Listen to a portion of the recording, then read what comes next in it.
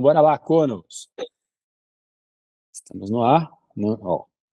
Agora, agora sim estamos no ar. Não estamos mais no ar, na mesa. On the table. Então, vamos conversar um pouco sobre as milha 1 no milha. Essa prova que eu considero talvez uma das mais icônicas do circuito LRM, talvez depois do PBP, eu acho que para mim é a principal prova. Ela acontece na Itália, né? São 1.601 quilômetros. Você tem 135 horas aí no máximo para terminar a prova. Imagino que seja por volta de 16 mil metros de ganho de elevação. E lembrando que na Itália você só tem subida agressiva, né? As subidas são muito longas, costumam ter picos de muita altimetria, então você tem vários paredões ali de zigue-zagues, às vezes 7, 8, 9 voltas para subir um morro ali, cada volta com 1 quilômetro mais ou menos.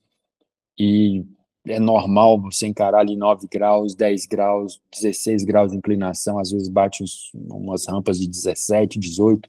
Então, assim, acho que é uma das provas muito, muito pesadas, muito duras. Imagino que também seja uma das provas muito belas. E para falar dessa prova, né, primeiro, para quem não sabe muito bem, não conhece as regras do circuito randonnée, lá no Tripedal tem um post sobre isso, a gente explica das provas que nós já participamos, a gente fala do PBP também, que é a principal prova do circuito, que é o Paris-Brest-Paris, fala sobre Super Randonnée, Randonnée 5.000, Randonnée 10.000, e para falar disso eu convidei o Wilson Rezende, porque além dele ser um Super Randonnée, é um cara que tem muita experiência nas provas de LRM, já fez de PBP, agora acabou de terminar as 1.001 milhas, mas que também tem uma história muito bacana de superação de uma doença autoimune, que é a espondilite anquilosante, através do esporte. Então, através do ciclismo, o que eu acho muito bacana no isso, ele começou um trabalho de mobilidade, passou por um trabalho de fortalecimento, então ele tem uma preparação muito boa, é um cara que segue esse tipo de preparação para o esporte, mas que lhe trouxe saúde, que lhe trouxe mais qualidade de vida, e acho que ele tem muito para contribuir, ele tem uma história muito boa para a gente ouvir. Beleza? Vamos lá?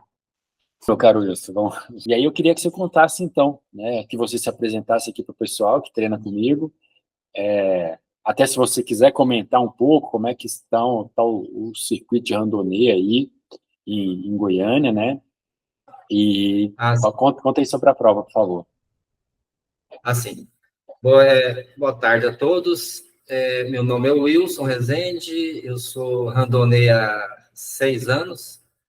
Nesses 6 anos eu fiz 6 LRMs, tentei um PBP, não deu certo, no segundo deu, então eu tenho 7 provas acima de 1.200. Acima não, né? 2 com 1.200 e as outras 5 com mais de 1.200. 3.600, 2.300. E, lógico, o 1.001 milha, como o Carley falou, uma prova bem icônica, bem mágica, um país muito receptivo, paisagens lindas, montanhas a perder de vista e, por incrível que pareça, descidas horrorosas. Como é que foi a prova, o Wilson? Assim, né, a referência para a gente, é claro, vai ser os brevês aqui do Goiás, e eu imagino uma coisa, né, PBP, mas como é que é isso? Assim, fazer uma coisa maior que o PBP, com mais altimetria, né, com montanhas mais agressivas. Conta aí, como é que foi o seu pedal aí? Era frio? Você passa ali perto das Dolomitas? Como é aquelas Não, na espirais de verdade, subida? as Dolomitas eu fui só passeando. Eu fui antes do pedal, eu estive nas Dolomitas. E até assim, eu queria fazer uma parte antes do pedal, que acho que tem muito a ver com o pedal. Eu optei por fazer meu último treino no Passo del Stelvio, que é uma montanha totalmente icônica, mágica, sabe? Assim, é considerada a segunda maior montanha pavimentada do mundo. E eu fiz a parte teoricamente mais fácil. Eu fiz Bórmio até o pico da montanha, que é o pico de Stelvio mesmo. São 23,5 km com 1.580 de ganho de elevação. E nesse pedal, eu cheguei à altitude que eu nunca tinha alcançado, que era 2.760 metros. Então, assim, só para referência, eu tinha feito no primeiro semestre o RMC do Mogi, que o ponto mais alto dava 1.520. E eu tinha feito os 600 do Cristal, também do primeiro semestre, que o ponto mais alto dava 1.545 na Chapada dos Veadeiros. Então, assim, a diferença é muito grande. São 1.200 metros a mais. E nisso, o cansaço é evidente que é grande, e também a questão de oxigenação no sangue dá uma alterada. Bem, dito isso, eu vou colocar lá porque que eu acho que isso é significativo para o pedal. Eu fiz esse pedal no dia 11 e a prova começou no dia 16. A prova começa assim, são 200 quilômetros bem planos, com os 200 quilômetros eles vão dar mais ou menos uns 800 de ganho, então bem tranquilo. Para quem gosta de plano, né, não é meu caso, mas para quem gosta é tranquilo. Mas como estava no início da prova, realmente é tranquilo. Aí começa a parte que começa a subir mesmo. Vai ter subidas, por incrível que pareça, as subidas são quase todas com 20 quilômetros, e um ganho quase todas com 800 a 1.100 de ganho.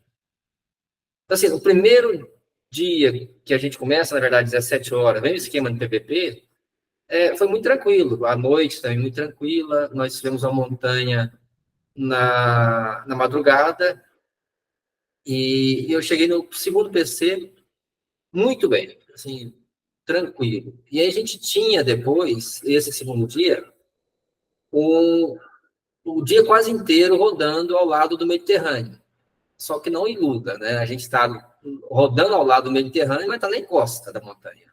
Quem conhece o Mediterrâneo sabe que lá as praias são bem estreitas e você tem montanhas ao lado dele o tempo todo. Então, assim, na terceira montanha, me deu cãibra. E eu tive que controlar isso nesse dia, que era o mais pesado da prova. Assim, não sei exatamente o que aconteceu, mas eu acredito até que seja por conta do estelvio e a oxigenação e também a alimentação. Depois eu quero colocar um tópico sobre isso, mas vamos partindo. Esse dia, a gente margeou realmente o Mediterrâneo, durante muito tempo só na encosta. No final da tarde, a gente veio para litoral mesmo, nível mar. Teve isso na madrugada e depois teve também durante o final do dia. E no restinho do dia, até lembro de ter encontrado o Carlos Medeiros saindo dessa cidade especificamente, e aí tinha uma montanha de outros 20 quilômetros. Aí, acredito eu que nessa montanha eu tenha já passado o medo da cãibra, até porque eu fiz metade dela com chuva. Era um temor que eu tinha, a gente sempre teve esse temor, você fez o BBP 2 vezes, você também tinha esse temor com certeza, de chuva, né? Chuva nas montanhas sempre é complicado, principalmente para descer. Mas eu peguei subindo. E aí, com essa chuva, eu até fiz todos os esforços que eu tinha que fazer, não senti nada, me senti tranquilo, cheguei no PC, alimentei e ficamos lá uma meia hora, encontrei de novo o Meleiro e saí. Então, aí partiu já para a segunda noite, e o curioso é assim, a gente sai, tinha vários lagos no pedal, e nesses lagos são planos, mas ao que você sai especificamente da região do lago, acaba o plano. Aí começa a subida. Eu lembro de ter uma subida, de novo, com uns 20 quilômetros mais ou menos, e foi na primeira noite eu não senti frio, assim, só com um adendo. A temperatura de lá está muito parecida com a nossa, de calor, mas bem úmido. Então, assim, 32, 35 graus, mas bem úmido. Só que na madrugada, e descendo essa descida, eu senti frio. Tinha uma segunda pedra e parei, vesti. E nesse momento, eu não sei o que aconteceu, eu dei uma perdidinha. É normal essas provas grandes, né? E no final dessa descida, eu coloquei a segunda pedra e segui. E eu tinha reservado um hotel, consegui chegar nesse hotel por volta de 3 horas da manhã e dormi até às 6. Para quem está acostumado com prova randonê, sabe que eu dormi muito, né? Entre tomar banho, deitar, comer uma coisa, 3 horas é um tempo relativamente bom. E saí, no outro dia, por coincidência, encontrei o Carlos, que esse hotel era próximo a um PC, encontrei o Carlos de novo, rodando um pedaço junto, e, e seguimos. Só que sempre estava acontecendo, a gente subia com a montanha com o tempo aberto e descíamos com chuva. Ou seja, as descidas já eram bem perigosas, bem cheias de cotovelos, com uns índices de inclinação bem altos, assim, altos entre aspas, né, girando entre 8% e 10%, mas muita curva e muito cotovelo. E molhada, então, o risco maior ainda. Eu lembro que só em uma que eu cheguei a colocar corta-vento, porque ela, além de estar chovendo, ela era muito fechada com vegetação. Esse é um dos pontos mais bonitos lá dessas montanhas que a gente fez dentro do Miguel Miglia, é porque tinha muita vegetação e é muito bonito mesmo. E os últimos 400 quilômetros são planos, só que assim, a informação que a gente tinha era de 400, mas são 500 quilômetros planos.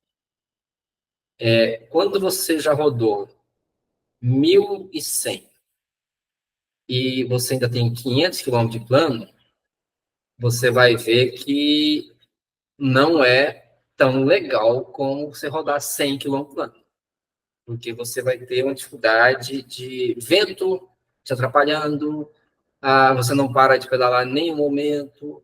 Então, assim, os últimos 500 quilômetros foram feitos em uma noite, um dia e um pedaço de outra noite. Ou seja, a gente fez 500 quilômetros em mais ou menos 30 horas. Dessas 30 horas, nós dormimos mais ou menos umas... Eu acho que até dormimos muito. Acho que dormimos umas 4 horas, 3 durante num PC de noite, de madrugada, e 1 hora no penúltimo PC após o almoço. A gente estava literalmente um bagaço e resolvemos dar uma descansadinha. Só que assim, nós tínhamos um BRM 200 para fechar. Tínhamos 220 quilômetros para fechar e saímos lá 15 horas, 15h20, tínhamos até 7h20 da manhã do outro dia. Ou seja, nós tínhamos um tempo de 13 horas para fechar o BRM 200 com um cansaço, né? Mas no Frei dos Ovos correu tudo relativamente bem. Depois tem até um adendo sobre os últimos 60 quilômetros, mas vamos ver se você consegue falar alguma coisa aí agora, Davi. Sim, agora voltou. Troquei de dispositivo aqui. Mas então, comenta desses 60 quilômetros aí, esse adendo. Os 60 quilômetros é assim, a gente tinha, eram 18 etapas, né, que o pedal era dividido, então nós tínhamos 17 pontos de controle dentro do pedal, que eram físicos, onde você tinha a presença real de pessoas te recebendo. Apesar de ter o passaporte lá, eles faziam a leitura do QR Code, que acho que é muito usado na Europa e muito usado em grandes provas, né? Então, tinha uma placa que você colocava na bicicleta e eles faziam só a leitura do QR Code, não tinha que ficar assinando o passaporte. Então, isso era muito rápido. E tinha 4 pontos de controle que, teoricamente, seriam secretos, mas já estava na lista até o local deles, tá? Diferente do PBP, que realmente você só descobre na hora. Não, lá não. Lá você já sabia que eles existiam e sabia até os pontos que seriam. Então, faltando mais ou menos 60 quilômetros, tinha um ponto de controle desse, que era uma lanchonete, e lá sim, você tinha que carimbar, esses 4 pontos você tinha que carimbar o passaporte, independente se era pessoal da minha amiga ou se era um restaurante. Nós tivemos 3 casos que eram bares e restaurantes. E nesse lá tinha, não sei se era por causa da prova ou o que era, tem um vilarejo lá, e esse vilarejo tinha uma lanchonete que estava aberta, que era o ponto de controle. E aí eu lembro que a gente encontramos lá alguns brasileiros, inclusive um com bem desidratado, assim, ele já estava desidratado desde o dia anterior, mas os meninos que estavam com ele, do Sul, muito camarada, levou ele até o final da prova, inclusive, mesmo assim, e eles pediram a pizza, né? E eu pedi um panino. Panino é um sanduíche. E aí o rapaz que estava desidratado falou, não, come um pedaço da minha pizza aqui. E quem já foi na Itália, a pizza deles, para uma pessoa, é uma pizza média nossa, né? É uma pizza bem grande. E eu comi um pedaço dessa pizza dele e levei o panino para comer mais tarde.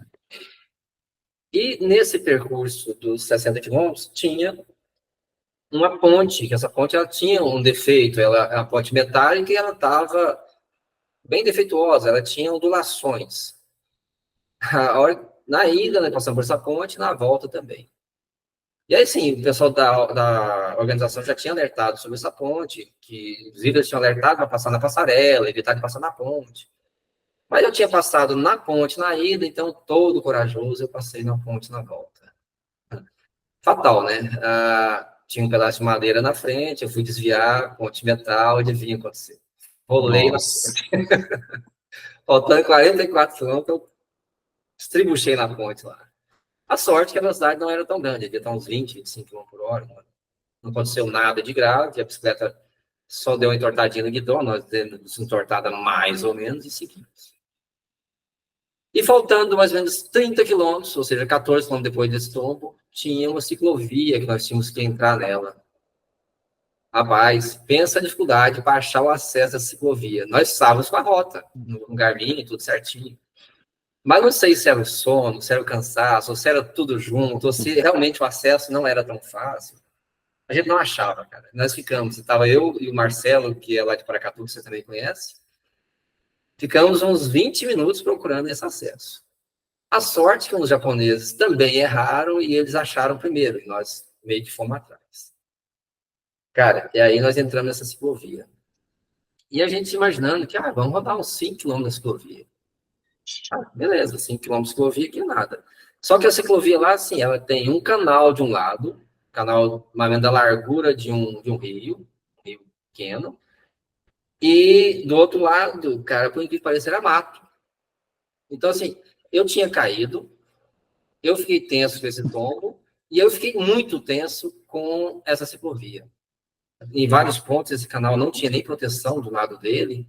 Então, assim, eu jogava para o lado do mato e tenso, assim, não rendia. E aí, o que eu achei que seria 5 km por dia virou 20. Então, assim, o maior pavor que eu tive na prova, por incrível que pareça, foram 20 quilômetros, onde faltava 30. Aí, quando a gente... inclusive, nessa ciclovia, a gente teve vários erros, porque ela tinha pontos, você ia sair dela, mas tinha que voltar. Então, a gente achava que saía, mas tinha que pegar de volta. Então, assim, parecia pegadinha do Faustão, coisa desse tipo. Aí, quando a gente saiu realmente dessa ciclovia, aí não, aí faltava 10 quilômetros, como diz o Marcelo e eu sempre falamos no final de prova, agora dá para ir a pé, né? Isso era 3 horas da manhã, 3 e pouquinho da manhã, nós tínhamos até 7h20 para concluir a prova. Então, realmente dava para ir a pé. Mas seguimos. E aí chegamos lá no final e já tinha uma turma que tinha chegado, acho que tinha uns 50, 60 ciclistas ou mais, já tinha chegado, dos 400 que largaram. Mas a festa, né? A hora que você conclui uma prova dessa, sempre é uma festa. Apesar do tombo, apesar de estar com dor, tudo é festa. E deixa eu te perguntar uma coisa. Como é que de forma geral, assim, os apoios, a receptividade do italiano com a prova, comida, banho, lugar para soneca? Eu falo isso assim, aquela coisa impressionante que a gente tem no PBP, por exemplo, que às vezes você está num lugar e tem gente dormindo na rua, né? O cara, no meio da estrada, encosta na bicicleta e cochila. Você chega num vilarejozinho, às vezes tem alguém te dando comida, bota uma mesa lá para você com água, assim, aquilo lá eu nunca tinha visto e acho que não, nem sei se existe. Como é que é esse lado, assim, tanto dos apoios mesmo, da prova, quanto das pessoas, por onde você passa? Assim, dos pontos de controle, funciona legal. Assim, você tem a refeição é gratuita, mas basicamente é massa, e uns 2 ou 3 PCs teve arroz, mas num deles, inclusive, era um arroz com legumes frios, assim, não era muito agradável, mas a imensa maioria massa, muito pouca carne, fruta, geralmente melancia, melão, alguns PCs tinha uva, pera, sim, isso não paga, sabe? É diferente do PBP. No PBP você tem muita variedade de comida em cada ponto de controle, mas você paga, né? Não é caro, mas você paga. Uma das coisas que eu acho que deixa a desejar essa questão da alimentação, por não ter variedade, então você acaba ficando enjoado com aquilo, e a gente, muitos momentos, eu mesmo, em um dos PCs que eu ia chegar nele, faltava 1 quilômetro para chegar, eu parei numa pizzaria comer pizza, porque não estava aguentando mais comer macarrão. E aí depois, a questão do dormir. No PC dá para dormir também, mas não é igual no PVP. Você tem, em um dos pontos de controle que eu fui dormir lá, eu dormi no chão. Eu peguei minha manta, me enrolei e dormi no chão, manta térmica. Tinha alguns colchonetes finos, mas não era para todo mundo. Quem chegasse primeiro pegava. Já nos outros 2 PCs que eu dormi, eu consegui. Um deles tinha um brasileiro, ele estava saindo, ele falou: Wilson, pega esse colchonete aqui. E aí eu dormi nesse colchonete. No outro já tinha sobrando até. Assim, a prova foi alongando, e o pessoal foi também espichando para trás, né? Então não chegava todo mundo junto. A questão que você pergunta de apoio durante a prova, isso não existe. A população nem sabe quem está fazendo a prova. Assim, das coisas, como tem. Eles abriram inscrição para 550 e foram 400 participar. Então, na verdade, assim, a gente passava nos vilarejos, nas cidades, eles nem sabiam que tinha prova. Um ou outro que sabia, mas muito pouco. Então, não tem esse apoio à noite ou em algum horário de fornecer alimento, bebida, não tem. Inclusive, tem um caso, assim, que eu rodei um trecho que a gente saiu de Bolsena, que era uma cidade no lago, o lago São Bolsena também, bem nível, bem abaixo, praticamente nível do mar. E aí depois subimos a montanha, no meio dela eu encontrei um bar e fiz um lanchezinho lá e segui, né? Hidratei e segui. Mas antes eu tinha pedido água para uma pessoa do vilarejo, porque eu nem sabia que tinha um bar. Aí nesse ponto foi muito interessante, porque a senhora que me deu água gelada, algo atípico na Europa, que você sabe disso, né? Geralmente o pessoal te dá água da torneira, né? Então, assim, aí eu fiquei, um grande erro meu, que eu peguei essa água com ela, parei na lanchonete, depois que eu descobri essa lanchonete, mas não peguei mais água. Então eu tinha mais 10 quilômetros de subida, mas eu falei, não, mas eu vou ter para frente algum vilarejo. Cara, eu rodei 50 quilômetros e não tinha nada na estrada, nada. Tinha, lá no final da montanha, tinha as torres de transmissão de telefonia, mas nada, cara. Assim, a gente viu a cidade, um vilarejo, aí parecia outra pegadinha, né? A estrada fazia a curva ao contrário. Tinha um trevo para a cidade, mas não te levava a ela. Chegou uma dessas cidades, eu falei, não dá mais. Eu tinha mais ou menos uns 200 ml de água, eu falei, não dá mais, essa água está fervendo, não consigo mais. Eu entrei em uma dessas cidades, saí da rota, entrei. E um outro detalhe, na Itália você vê muito poucas pessoas. Como é agosto, é período de férias, você não vê muita gente. Por coincidência, eu encontrei uma senhora e usei o meu vasto italiano, né? Que é no máximo buongiorno, senhora e mais nada, né? E falei, senhora, água! Rapaz, é engraçado que ela abriu a torneira e ela deixou a água mais quente sair. E ela falou, lava! Eu não entendia, sabe? Eu não estava entendendo nada. Né? Ela estava pedindo para me lavar a garrafa, porque a água estava quente. E aí eu peguei, realmente fiz o que ela falou, e ela encheu minhas 2 garrafas de água. E, por incrível que pareça, eu só encontrei alguma coisa para beber depois e comer 20 quilômetros depois. Então, eu não conseguiria chegar nesse local, que era também uma lanchonete, que era meu caso. Essa lanchonete estava num trevo, e a gente virava para a direita, e a cidade você ia direto.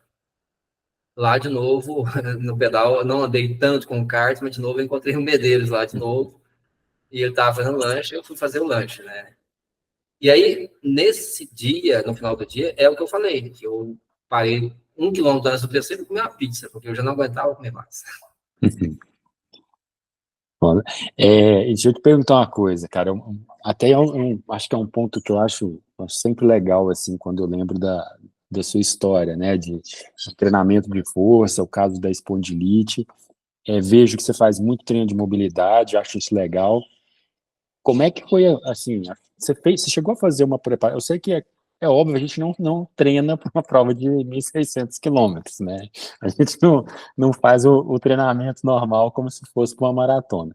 Mas, assim, como é que foi a sua preparação? É claro, voltando, eu sei que a gente treina, né, para essas provas fazendo o próprio circuito, mas essa coisa do fortalecimento e até você comentar um pouco da questão de como está se sentindo, coluna, como é que foi isso, ou se hoje em dia já está, se você não tem dores, eu falo até por causa de muita altimetria, né? Você comentou, pô, subidas de 20 quilômetros, ou seja, cara, isso na lombar vai dando uma sobrecarga.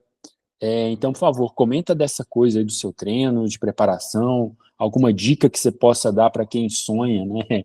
Encarar uns 1.600 com muita subida. Vamos lá voltar então à questão da espondilite. A espondilite anquilosante é uma doença autoimune que te leva a tirar toda a mobilidade sua, né? No caso, quando eu tive diagnóstico, a primeira médica que me atendeu, ela me diagnosticou com 40 anos, eu não andaria mais, eu estaria na cadeira de rodas. Assim, eu sou mais teimoso do que mula empacada, né? Eu falei, não, isso não vai acontecer assim, não. Aí, desse momento em diante, eu faço 60 agora em setembro, eu comecei a fazer exercício, eu era bem sedentário, assim, mas não comecei a pedalar, eu comecei a pedalar há 7 anos. E antes de colocar sobre a questão do reforço que eu fiz, eu, eu era muito teimoso com musculação, não gostava muito. Então, eu fazia pedal de longa distância, sem muita musculação, fazia pilates e achava que aquilo estava bom. E eu tive machuquei, aí eu fui fazer fisioterapia com um amigo que é ciclista.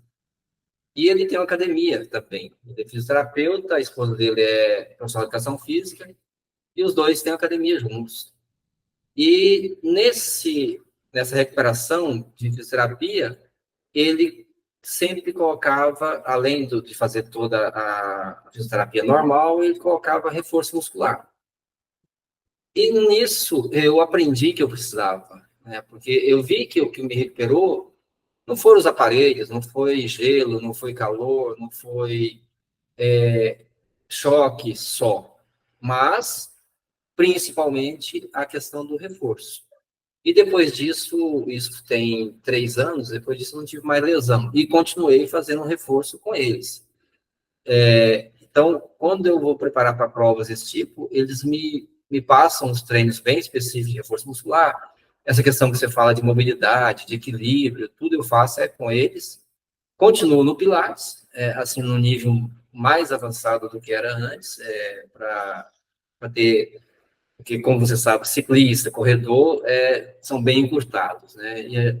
Então, o Pilates é mais para mobilidade, para esticar mais o corpo, para ter isso. E uma outra coisa que eu preparei esse ano para poder fazer o nível Ambíglia foi o RMC 1300, né? No primeiro semestre, foi final de abril, início de maio, uma prova também duríssima, com um ganho de elevação até maior do que o do Milgramiglia, eu diria que a subida de Paraty para Cunha, não sei se você já esteve lá, é a subida mais dura que eu já fiz até hoje, não é a maior é a Estelvio, mas é a mais dura que eu já fiz até hoje. E tinha lá em Silveiras, depois de Cunha, várias subidas também pesadíssimas.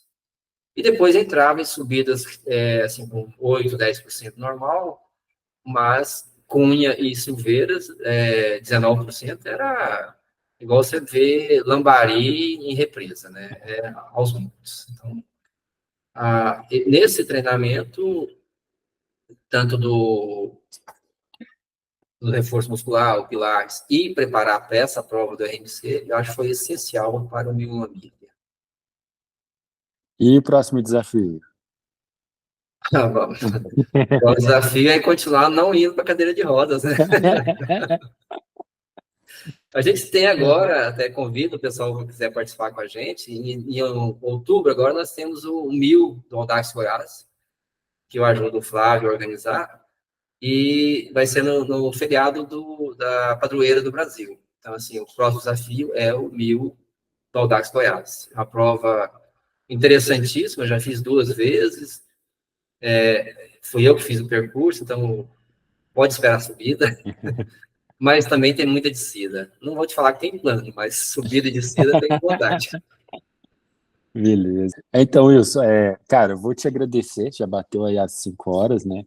Quero agradecer e, assim, gostei muito do que você comentou, principalmente sobre fortalecimento aí. Acho que você, é uma aula aí que você dá. E tem alguma coisa que você quer comentar para a gente fechar aí? Algo que você quer, algum momento de destaque que você quer falar da prova? Assim, uma das coisas que eu não falei, mas acho que deixei meio evidente, né? Eu gosto muito de Uhum. subida, eu detesto descida, e não gosto de plano. Então, assim, a prova, para quem quer fazer, não vá, e já foi no PVP, não vá esperando uma prova parecida, organizada, igual o PVP, com sinalização. Não, não tem isso. Inclusive, a gente teve a ajuda de 2 brasileiros aqui, um está aí em Brasília, perto de você, que é o Rafael. Ele fez, destrinchou as rotas, já existia as rotas separadas, mas ele destrinchou, tirou os erros que tinham, e o outro foi o Alex Bagualeza, lá do Rio Grande do Sul, também fez o mesmo.